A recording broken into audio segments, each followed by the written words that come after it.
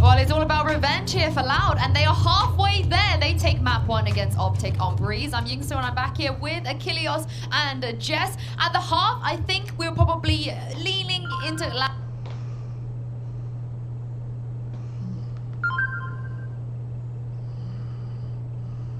being able to close that out. Optic, oh, for sure. A fake comeback, but Loud managed to close it out in the end. I hate fake comebacks. Yeah. I mean, they had the same start that we saw from them versus Boom. They were able to come back into the half, swap over to the defender's side, pick up 6 consecutive rounds in a row. But unfortunately, because they only had 1 in the first half, they didn't have that cushion, that extra little bit of slack to drop around, start picking up some more, and then extend it into overtime. They basically needed to win the whole thing, the whole way throughout.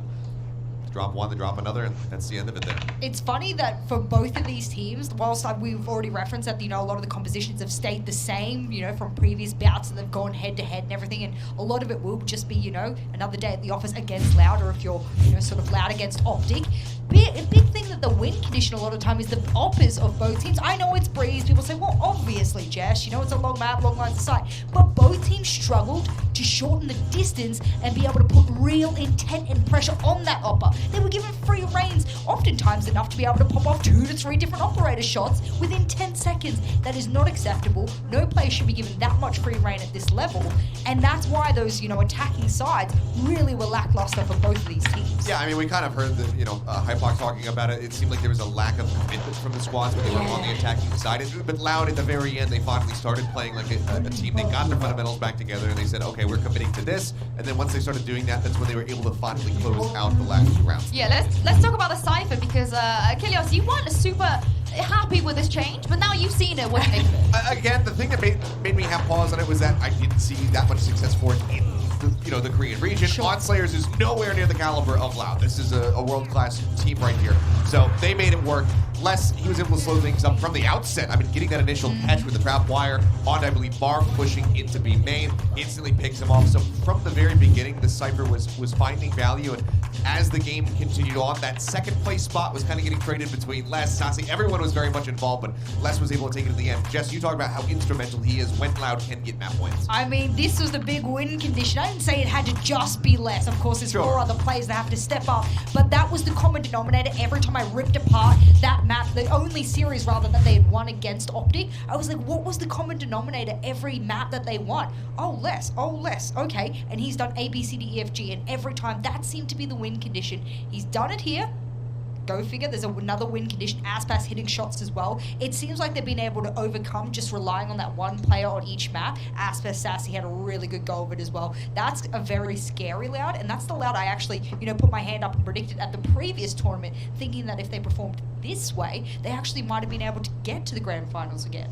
Well, we speak about win conditions. The fake comeback was spearheaded by Ye, and here he is right now in the AIM Lab shoot-around. Let's check him out. And going on to Fracture, as we talk about Optic, I love the little... I just feel like every single time we look at this, I think they're trolling, but I can no longer tell.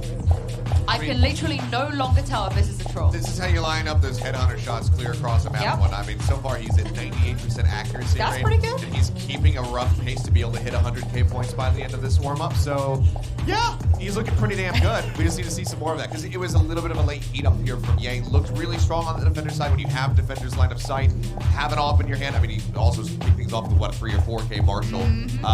So definitely looked a hell of a lot more comfortable. So hopefully this warm-up will help him as they get ready to go to Fracture. There is so much more faith in Optic going into this map, not just because it's their map pick, of course, but just because there is so much more doubt actually on the side of Loud after what they did with Zeta. And you and I were having this discussion earlier on, Achilleos, about the fact that, okay, they won against Zeta, but what kind of win was it? I mean, Aspas on the Raze, on the Duelist, he had a very, very big struggle map. Sadark and the likes of, Les again, had to step up and take the reins in that. They're players that are supporting players. They shouldn't have to do that. The same way that Finesse kind of was, doing a little bit of the backpack carry earlier on in this map. So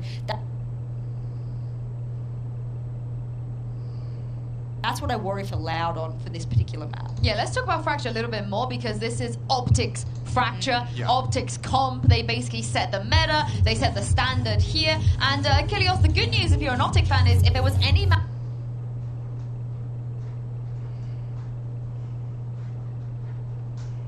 if you're an Optic fan is if there was any map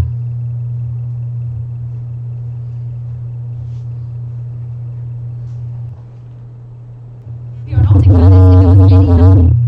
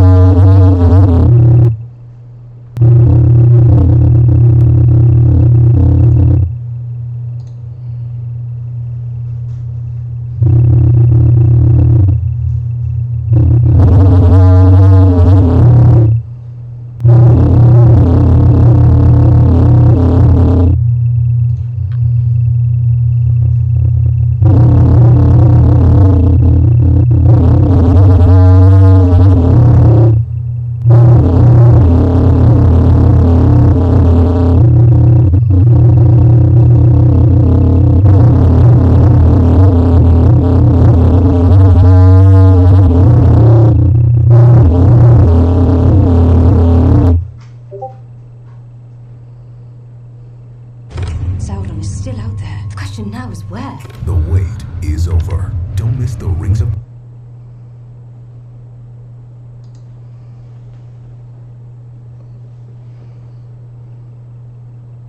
Power, only on Prime Video.